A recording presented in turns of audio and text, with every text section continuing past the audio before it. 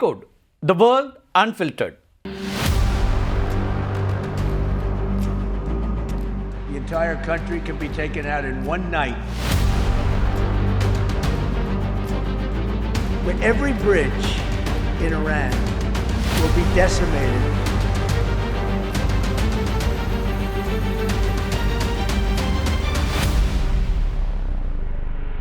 ஒரே இரவில் ஈரானை அழிக்க முடியும், ஒருவேளை அந்த இரவு இன்றாக கூட இருக்கலாம் அப்படின்னு மீண்டும் மிரட்டல் விடுத்திருக்கிறார் அமெரிக்க அதிபர் Donald Trump. The entire country can be taken out in one night, 8 o'clock Eastern Time, and after that, they're going to have no bridges, they're going to have no power plants. ட்ரம்போட இந்த பேச்சை அற்பமான ஆதாரமற்ற ஆணவம் கலந்த பேச்சு அப்படின்னு Iran பதிலடி கொடுத்திருக்குது. அமெரிக்காவோட அமைதி ஒப்பந்தம் மேற்கொள்ள ஈரானுக்கு 10 நாட்கள் கெடு விதிச்சிருந்தாரு அமெரிக்க அதிபர் டொனால்ட் ட்ரம்ப். அந்த கெடு நேற்றோட முடிவடைஞ்சிச்சு. இதை ஒட்டி என்ன பண்றாருன்னா, அமெரிக்க வீரரை மீட்டது குறித்து பல்வேறு தகவல்களை பகிர்ந்து கொள்றதுக்காக வெள்ளை மாளிகையில் செய்தியாளர் சந்திப்பை நடத்தினார் அமெரிக்க அதிபர் டொனால்ட் ட்ரம்ப். உலகமே உற்று நோக்கி அந்த 1.5 மணி நேர செய்தியாளர் சந்திப்பு இருக்கு இல்லையா, அதில் ஈரான் மீதான ட்ரம்போட ஆக்ரோஷமான நிலைப்பாடு மட்டுமே வெளியானது அப்படின்னு பலரும் பார்க்குறாங்க. போர் பதற்றத்தை குறைக்கிறதுக்கு தெளிவான ரோட் மேப்பை வெளிப்படுத்தலை, மாறா அவ்வப்போது தனக்கு தானே பல முறை பாராட்டு பத்திரம் வாசித்து கொண்டார் டொனால்ட் ட்ரம்ப். ஈரானோட எந்த ஒரு உடன்படிக்கையும் தனக்கு திருப்தி அளிப்பதாக இருக்க வேண்டும் அப்படிங்கிறதுலையும் ட்ரம்ப் உறுதியாக இருக்கிறத தன்னுடைய கருத்துக்கள் மூலமாக கோடிட்டு காமிச்சார்னு தான் சொல்லணும். We have to have a deal that's acceptable to me. And part of that deal is going to be we want free traffic of oil and everything. அமெரிக்க நேரப்படி செவ்வாய்க்கிழமை இரவு 8 மணிக்குள்ள ஈரான் உடன்பாட்டிற்கு வரல அப்படின்னா அந்த நாட்டோட பாலங்கள், மின் உற்பத்தி நிலையங்கள், அது மட்டும் இல்லாமல் பிற சிவில் உள்கட்டமைப்புகள் மீது கடுமையான தாக்குதலை நடத்துவோம் அப்படின்னு டொனால்ட் ட்ரம்ப் எச்சரிக்கை கொடுத்திருக்கார். Where every bridge in Iran will be decimated by 12 o'clock tomorrow night, where every power plant in Iran will be out of business, burning, exploding, and never to be used again. I mean, complete demolition by 12 o'clock. And it'll happen over a period of 4 hours if we wanted to. We don't want that to happen. ஈரானுடனான போரில் America வெற்றி பெற்று விட்டதாக குறிப்பிட்ட Trump, Hormuz நீரிணையில் கப்பல்கள் செல்றதுக்கு America ஏன் சுங்க கட்டணம் வசூலிக்க கூடாது அப்படிங்கிற ஒரு புதிய யோசனையை முன் வச்சாரு. நாங்கள் தான் வெற்றியாளர்கள், எனவே அந்த அதிகாரம் எங்களுக்கு தான் இருக்கு அப்படிங்கிறது தான் டொனால்ட் ட்ரம்போட வாதம். We're the winner. We won. Okay? They are militarily defeated. The only thing they have is the psychology of, oh, we're going to drop a couple of mines in the water, all right? No, we have a concept where we'll charge tolls. Pakistan முன்மொழிந்த 45 நாள் போர் நிறுத்த யோசனையை America பரிசீலிக்க தயாராக இருக்கிறது அப்படின்னு சொன்னார். ஆனால் அது தனக்கு ஏற்றுக்கொள்ளக்கூடியதாக இருக்க வேண்டும் அப்படிங்கிற ஒரு நிபந்தனையும் விதிச்சார் டொனால்ட் ட்ரம்ப். ஈரான் உடன்பாட்டுக்கு வர விரும்புகிறார்கள் அப்படின்னு தான் நினைக்கிறதாகவும் குறிப்பிட்ட ட்ரம்ப், ஆனால் அது எங்களுடைய விதிமுறைகளின் கீழ் இருக்க வேண்டும் அப்படின்னு அழுத்தமாக குறிப்பிட்டார். ஈரானிய உட்கட்டமைப்புகள் மீது தாக்குதல் நடத்தப்படும் அப்படின்னு ஒரு மிரட்டல் கொடுத்தார் இல்லையா, இதை பற்றி ஒரு கேள்வி எழுப்புறாங்க. அதுக்கு ட்ரம்ப் ஒரு வியக்கத்தக்க பதிலை கொடுத்தாருன்னு தான் சொல்லணும். அதாவது, ஈரான் மக்கள் அமெரிக்காவுடைய தாக்குதலை ஆதரிக்கிறாங்க அப்படின்னு சொன்னார். சுதந்திரத்தை பெறுவதற்காக இத்தகைய பாதிப்புகளை அனுபவிக்க தயாராக இருக்கிறார்கள் அப்படின்னு அதிர்ச்சியூட்டக்கூடிய ஒரு தகவலை செய்தியாளர் சந்திப்பில் சொல்றாரு Donald Trump. They would be willing to suffer that in order to have freedom. The Iranians have, and we've had numerous intercepts. Please keep bombing. Bombs that are dropping near their homes. Please keep bombing. Do it. And these are people that are living where the bombs are exploding. And when we leave and we're not hitting those areas, they're saying, please come back, come back, come back. These are the people. I don't know what they do. All I can tell you is they want freedom. They have lived in a world that you know nothing about. It's a violent, horrible world where if you protest, you are shot. அமெரிக்க உளவுத்துறை ஈரானிய மக்களிடம் இருந்து பெறப்பட்ட பல தகவல்களை இடைமறித்து கேட்டதாகவும், அதில் அவங்க தயவு செஞ்சு தொடர்ந்து குண்டு வீசுங்கள் அப்படின்னு கோரிக்கை விடுத்ததாகவும் டொனால்ட் ட்ரம்ப் கிளைம் பண்ணுறார். ஈரானுடைய இராணுவம், விமானப்படை, அது மட்டும் இல்லாமல் வான் பாதுகாப்பு அமைப்புகள் முழுமையாக சிதைக்கப்பட்டு விட்டது அப்படின்னும், அவங்கக்கிட்ட ஏற்கனவே இராணுவ ரீதியாக அவங்க தோல்வி அடைஞ்சிட்டாங்க அப்படின்னும் சொன்னார் டொனால்ட் ட்ரம்ப். ஈரான் அரசு இன்னும் நீடித்தாலும் கூட தான் ஏற்கனவே ஈரான் மீது தொடுத்த தாக்குதல்கள் மூலமா ஆட்சி மாற்றம் நிகழ்ந்து விட்டது அப்படின்னு ஒரு கிளைமையும் நேற்றுக்கு அவர் சொல்றார். நாங்கள் தலைவர்களை கொன்றவுடன் உங்கள் அரசாங்கத்தை நீங்களே கைப்பற்றி கொள்ளுங்கள் அப்படின்னு போர் தொடங்கிய காலத்திலேயே ட்ரம்ப் வந்து ஈரான் மக்களுக்கு ஒரு அழைப்பு கொடுத்திருந்தார். உங்களுக்கு நினைவு இருக்கலாம், அதை பற்றி நம்ம காணொலிகளில் பேசியிருக்கிறோம். அதை மீண்டும் உறுதிப்படுத்தக்கூடிய விதமாக தற்போதைய கருத்துக்களையும் அவர் வெளிப்படுத்துகிறாரு அப்படின்னு தான் நம்ம பார்க்க வேண்டியிருக்கு.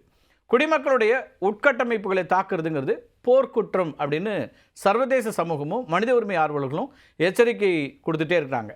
ஆனால் அதை ட்ரம்ப் நிராகரிக்கிறார். இந்த கேள்வியை கேட்ட த நியூயார்க் டைம்ஸினுடைய செய்தியாளர்கிட்ட ட்ரம்ப் ரொம்ப கடுமையான கோபத்தை வெளிப்படுத்தினார்னு தான் சொல்லணும். நீங்கள் நம் நாட்டின் தரப்பில் இல்லை, எதிரிகள் தரப்பிலிருந்து பேசுகிறீர்கள் அப்படின்னு ஒரு குற்றச்சாட்டை அந்த ரிப்போர்ட்டரை நோக்கி அவர் வைக்கிறார், அந்த ஜேர்னலிஸ்ட்டை நோக்கி அவர் வைக்கிறார். Who you with? I'm with the New York Times. Zolan from the New York Times. Are you failing? Are you concerned? Circulation way down at the New York Times. Are you concerned that your threat to bomb power plants and bridges amount to No, not at all. crimes? No, I'm not. I hope I don't have to do it. You no longer have credibility at the New York Times because the New York Times said, oh, Trump won't win the election and I won in a landslide. I won every swing state. New York Times said, oh, Trump won't win the election. New York Times has no credibility. கிட்டத்தட்ட 1.5 மணி நேரம் நேற்றுக்கு அவர் வந்து செய்தியாளர் சந்திப்பை நடத்துகிறாரு. முதல்ல ஒரு briefing கொடுக்குறாரு. அதுக்கு பிறகு அவரோட சிஏஏலேருந்து அவருடைய சக அதிகாரிகள்லாம் வந்து ப்ரீஃபிங் கொடுக்குறாங்க. மீண்டும் கேள்வி பதில் கொடுக்குறாரு. அப்போ தான் அந்த கேள்விகளை முன்வைக்கிறாங்க பல பத்திரிகையாளர்கள். அதில் நியூயார்க் டைம்ஸுடைய அந்த ஜேர்னலிஸ்ட், சீனியர் ஜேர்னலிஸ்ட் கேட்கும்போது அவரை பார்த்து இவர் சொல்கிறாரு, you are a rude terrible reporter அப்படின்லாம் கடுமையாக விமர்சனத்தை வச்சுட்டு, உங்களுக்கு தேசபக்தி இருக்கிறதா, நம் நாட்டு வீரர்களை கொன்ற ஒரு நாட்டை பற்றி நீங்கள் கவலைப்படுகிறீர்களா அல்லது நம்ம நாட்டு பாதுகாப்பை பற்றி கவலைப்படுகிறீங்களா அப்படின்லாம் ஆவேசமாக அவரை நோக்கி கேள்வி எழுப்புறாரு. You have to be able to give the correct news and people like you who I know are fake. You're fake. ஈரானில் சுட்டு வீழ்த்தப்பட்ட F-15E போர் விமானத்தினுடைய 2 வீரர்களை மீட்ட மிகவும் துணிச்சலான இராணுவ நடவடிக்கை குறித்து பல அதிரடியான தகவல்களையும் செய்தியாளர் சந்திப்பில் ட்ரம்ப் வந்து பகிர்ந்து கொண்டார். மிகவும் துணிச்சலான நடவடிக்கை அப்படிங்கிறது ட்ரம்ப்போட ஸ்டேட்மெண்ட். இந்த மீட்பு பணியானது அமெரிக்க வரலாற்றிலேயே மிகவும் சிக்கலான தேடுதல் வேட்டை அப்படின்னு அதை அவர் வந்து டிஸ்கிரைப் பண்ணுறாரு.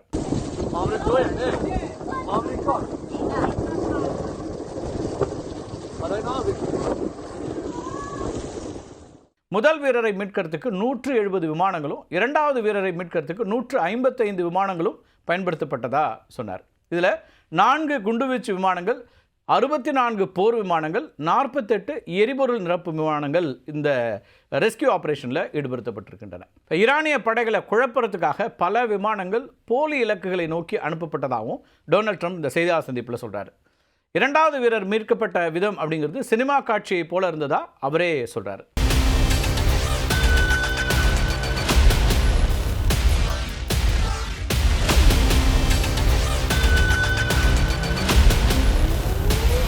மீட்பு நடவடிக்கையின் போது சில இக்கட்டான சூழல்கள் ஏற்பட்டதா ட்ரம்ப் ஒத்துக்கிறாரு.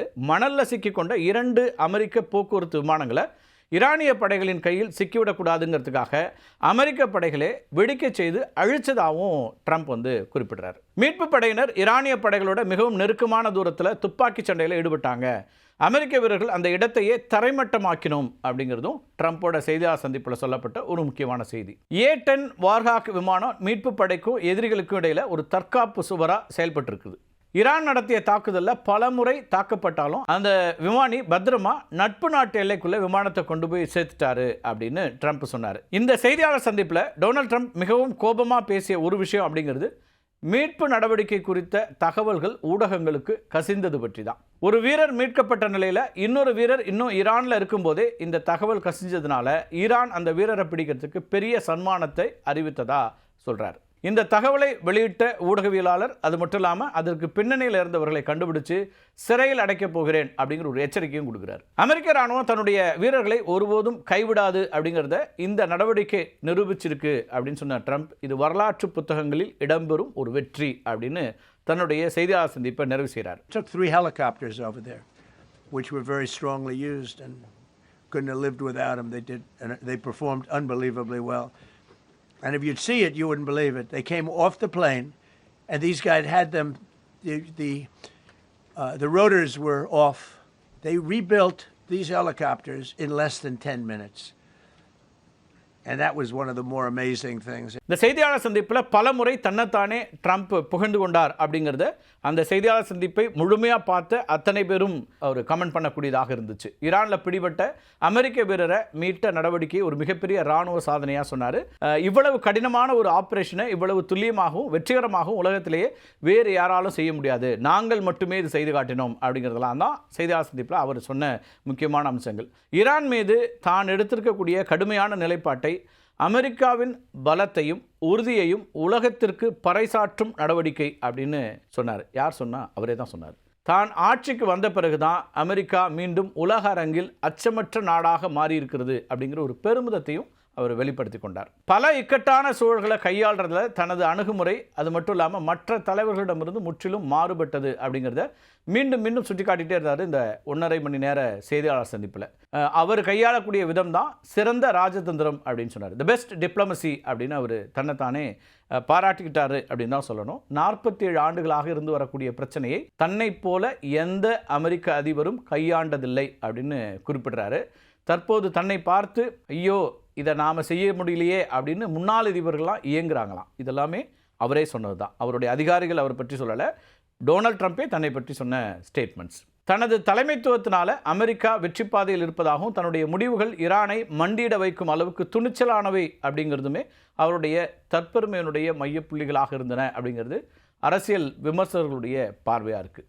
பாகிஸ்தான் முன்மொழிந்த அமைதி திட்டத்தை ட்ரம்ப் ஏற்பதாக சொன்னாலும் ஈரான் அதனை நிராகரிச்சிருக்குது. இது இன்னொரு டெவலப்மெண்ட். வெறும் 45 நாள் போர் நிறுத்தம் அப்படிங்கிறது தற்காலிகமானது, தங்களுக்கு நிரந்தரமாக போர் முடிவுக்கு வர வேண்டும் அப்படிங்கிறது தான் எங்களுடைய நோக்கம் அப்படின்னு ஈரான் சொல்லுது. ஹார்மோஸ் நீரிணையை நிபந்தனையின்றி திறக்க வேண்டும் என்ற ட்ரம்போட பிடிவாதத்தையும் ஈரான் ஏற்கலை. அமைதி ஏற்பட வேண்டும்னா தங்களுடைய சில கோரிக்கைகளை நிறைவேற்ற வேண்டும் அப்படின்னு ஈரானும் சில நிபந்தனைகளை விதிச்சிருக்கு. அதில் அனைத்து அமெரிக்க படைகளும் வளைகுடா பிராந்தியத்தை விட்டு வெளியேற வேண்டும், ஈரான் மீதான பொருளாதார தடைகள் நீக்கப்பட வேண்டும், காசா மற்றும் லெபனான்ல உடனடி போர் நிறுத்தம் செய்யப்படணும், ஈரானுடைய முடக்கப்பட்ட சொத்துக்கள் விடுவிக்கப்பட வேண்டும் அப்படின்னு ஈரான் சில நிபந்தனைகளை முன் வச்சிருக்கிறாங்க. ட்ரம்ப் ஈரானுடைய மின் உற்பத்தி நிலையங்கள் அது மட்டும் இல்லாமல் முக்கியமான உள்கட்டமைப்புகளை தாக்க போகிறதா விடுத்த எச்சரிக்கையை தொடர்ந்து ஈரான் அரசாங்கம் ஒரு எதிர்வினையாற்றுது. அவங்க என்ன பண்ணுறாங்கன்னா அந்த நாட்டு இளைஞர்களுக்கு ஒரு பகிரங்கமான அழைப்பை விடுக்கிறாங்க. அந்த அழைப்பின்படி மின் உற்பத்தி நிலையங்களை சுற்றி மனித சங்கிலி அமைச்சு பாதுகாக்குமாறு ஈரான் அரசாங்கம் அந்த நாட்டினுடைய இளைஞர்களை கேட்டுக்கொண்டிருக்கு. ஈரானுடைய இந்த நடவடிக்கை அமெரிக்காவினுடைய வான்வழி தாக்குதல்களை தடுப்பதற்கான ஒரு யுக்தியாக பார்க்கப்படுது. பொதுமக்கள் இருக்கும் இடங்கள் மீது தாக்குதல் நடத்தினா அது சர்வதேச அளவில் போர்க்குற்றம் அப்படின்னு கருதப்படும்ங்கிறதுனால மக்களை கேடயமாக பயன்படுத்தி தாக்குதலை தவிர்க்கிறதுக்கு அல்லது தாக்குதலை எதிர்கொள்வதற்கு ஈரான் ஒரு ஸ்ட்ராட்டஜி வடிவமைக்கிறாங்க அப்படின்னு சொல்லப்படுது. எங்கள் நாட்டின் உள்கட்டமைப்புகளை பாதுகாக்க எங்கள் இளைஞர்கள் உயிரை கொடுக்கவும் தயாராக இருக்காங்க. அமெரிக்காவுடைய ஏவுகணைகள் எங்கள் மின் நிலையங்களை தொடுவதற்கு முன்பு எங்கள் மக்களின் இதயங்களை தொட வேண்டியிருக்கும் அப்படின்னு ஈரான் தரப்பில் உணர்ச்சிகரமான அறிக்கைகள் வெளியிடப்பட்டு கொண்டிருக்கின்றன. ஈரானுடைய இந்த மனித சங்கிலி போராட்டம் போர்க்களத்தில் பெரும் பதற்றத்தை ஏற்படுத்தி இருக்குதுன்னு அரசியல் பார்வையாளர்கள் பார்க்குறாங்க.